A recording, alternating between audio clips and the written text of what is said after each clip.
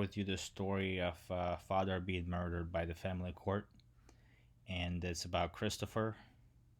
This is his photo, and he's one of the many, many fathers who died at the hands of court or baby mama terrorist. And this is his story, and this is the note that he left. The pain from emotional abuse, psychological abuse, parental alienation, and legal abuse has been unbearable. My children and I were abused, and when spoke out, no one did anything. No one, not the attorneys, doctors, or judges. And this is really typical, and I can relate to this because I have been going through the same hell as well. So definitely can relate. They all recognize patterns of behavior and a source of conflict and turn into a blind eye and then block me from bringing a third party or a guardian ad litem to identify the abuse. At any point throughout the case, if the court has ruled in my favor on any motion, the outcome would have been different. At any point, if my ex wife had known any kind of act in good faith, the outcome would have been different. The fact that none of my motions was granted by court and my ex-wife never once acted in good faith. Judge Randy Bellows did not like explanation for the conflict and chose to ignore the evidence contradictory with its views. He did not want to admit that he had been easily misled. There's nothing I could do to end the abuse and change the view of the court. As long as I was the problem, there was no reason to consider an alternative narrative. So, uh, he continues on. I had no power or control in my marriage. I had even less when the divorce began.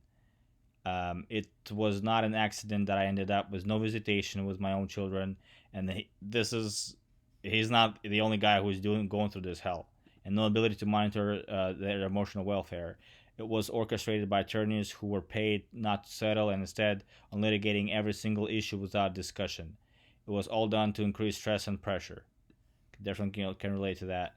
Nothing said mattered. Yeah, basically nothing that he said. I mean, nothing that I said mattered. Exactly. My rights as a parent did not matter. They had the power to control money, the kids. They were not negotiating. Even after I gave my ex full custody just to appease her, basically instead of litigating a visitation, asked the judge for no visitation, even though there was no abuse. All right. So she asked for all assets in the marriage. I got absolutely nothing and had to pay her legal bills.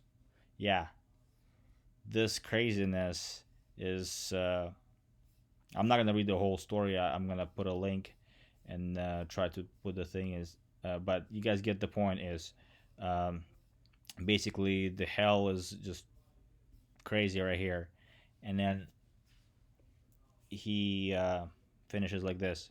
Abuse is about power and control. Stand up for abuse and speak out. If someone speaks out about the abuse, believe them.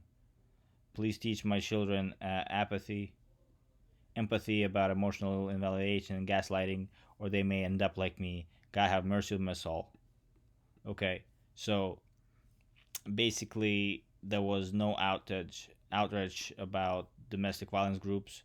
Uh, Nobody helped him just because he's a dad. It's a one side street, and it's really sad what's happening. And they even did a book right here on Amazon. You guys can look it up. Bullied Death. That's the title of the book right here. And basically, on December 29th, the 2013, Chris Mackney sat alone in his parked car, put a gun and shot a gun underneath his chin and blew his head off. It was a tragic end to a 6 year custody battle, which saw him penniless, homeless, jobless, with no access to the kids. And his ex wife is a really crazy monster.